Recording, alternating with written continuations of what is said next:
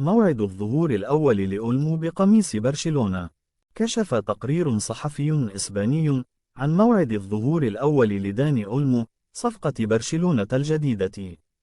وأتم برشلونة الاتفاق مع لايبزيج لضم داني أولمو خلال سوق الانتقالات الصيفية الحالية، ووصل اللاعب ووكيله وأسرته بالفعل للعاصمة الكتالونية مساء أمس الثلاثاء.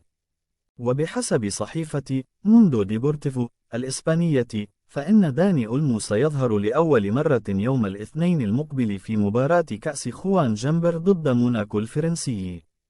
وسيخوض أولمو أول مران له مع البلوجرانا يوم السبت المقبل، بعد وصول باقي لاعبي الفريق إلى إسبانيا عقب نهاية فترة الإجازات والموسم التحضيري.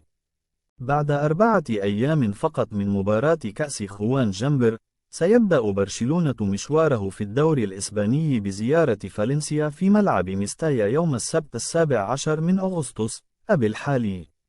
وأفادت تقارير صحفية بأن برشلونة ولايبزيج اتفقا على إتمام الصفقة مقابل 55 مليون يورو كرسوم ثابتة، إضافة إلى متغيرات تبلغ 7 ملايين يورو. ووافق أولمو على عقد مدته 6 سنوات مع برشلونة.